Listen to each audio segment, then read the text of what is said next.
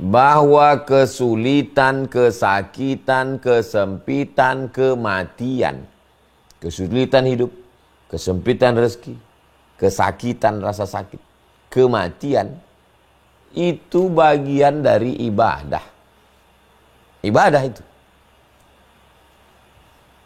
Kita selama ini menganggap ibadah itu sholat, sedekah, zakat, wakaf, infak, pergi haji dan umroh, jihad fisabilillah.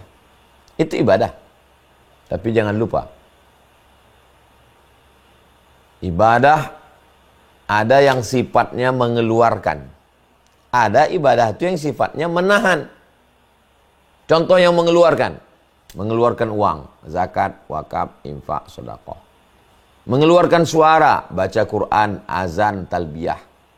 Mengeluarkan tenaga, bangun masjid, tawaf, sa'i, jihad, mengeluarkan darah, mati syahid.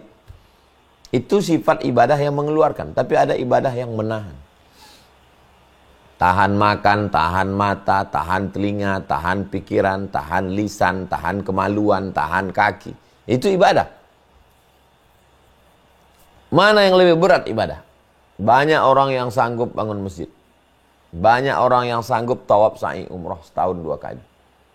Tapi tak banyak yang mampu menahan keluh kesah, sumpah serapah, caci maki, ngamuk, menahan emosi. Makanya ibadah yang paling lama itu menahan. Mana ibadah yang paling lama? Puasa 1 bulan. Menahan. Karena itu yang paling berat. Orang yang menahan itu disebut dengan sabar. Menahan. Menahan kesakitan. Menahan kematian. Menahan kehilangan. Menahan kehampaan. Itu juga adalah bagian dari ibadah.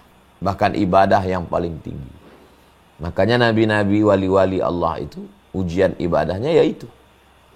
Jadi ketika kita bertaubat, ada seorang perempuan masuk Islam. Setelah masuk Islam apa yang terjadi? Suaminya meninggal. Dia dituduh korupsi. Masuk penjara lebih 10 tahun. Ayahnya merasa dipermalukan karena dianggap tidak berhasil mendidik anak di tengah agama mereka. Ibadah apa yang didapatkannya? Ibadah yang paling tinggi diperolehnya adalah ibadah menahan. Mampu dia menahan emosinya, mampu dia menahan dirinya, mampu dia menahan tangisnya, mampu menahan sumpah serapah. Pada akhirnya dia adalah pemenangnya. Kalau kita logika berpikirnya, kalau sudah masuk Islam enak-enak saja, berarti bertentangan semua dengan yang dia hadapi itu. Suaminya meninggal, mestinya suaminya sehat panjang umur. Dituduh korupsi, mestinya hidupnya lancar-lancar. Masuk penjara, harga diri, malu. Kuat. Setelah keluar malah jadi motivator. Memberikan orang lain semangat. Itulah kualitas iman yang luar biasa. Sebutkan saya nabi-nabi yang hidupnya enak-enak aja. Sebutkanlah. Sebutkan aja satu contoh nabi yang hidupnya enak-enak aja. Menurut pikiran kita. Mana ada? Nabi Yunus alaihissalam ditelan ikan. Nabi Nuh alaihissalam banjir bandang. Nabi Musa alaihissalam melawan Fir'aun. Menyelamatkan Bani Israel. Bani Israel pun permintaannya minta ampun. Nabi Ibrahim alaihissalam menghadapi penyembah berhala. Menghadapi menyembah bintang-bintang. Nabi Isa alaihissalam dituduh sebagai anak zina.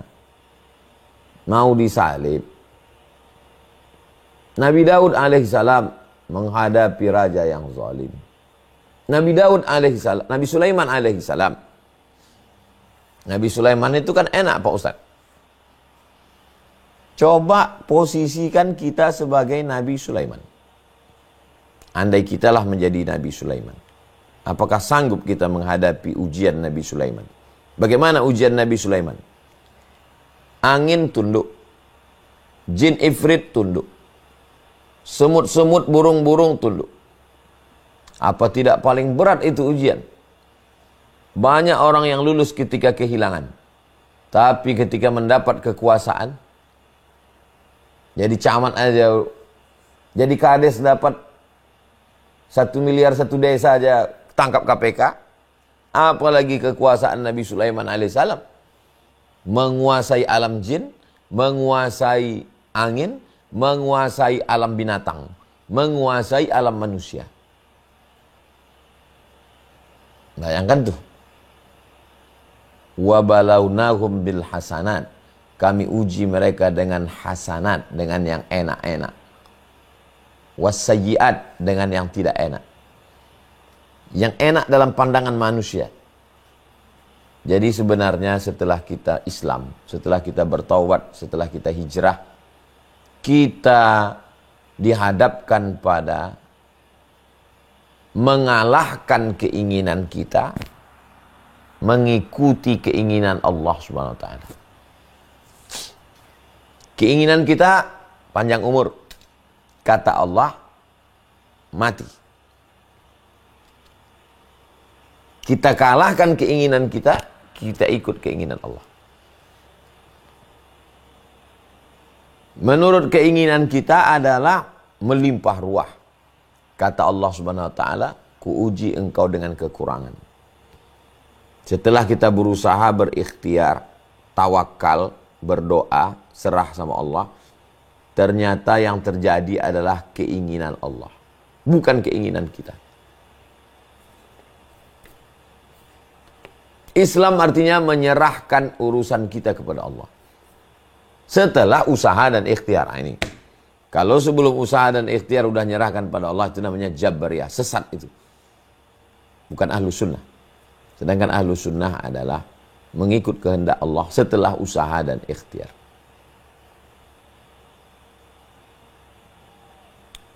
Allah Subhanahu wa taala itu menciptakan kita, memberi kita hawa nafsu, memberi kita akal, menyuruh kita berusaha. Pada ujungnya akhirnya dia ingin kita ikut kehendak dia, bukan kita memaksa dia untuk ikut kita. Yang terjadi sekarang apa orang manusia? Allah itu dipaksanya ikut dia.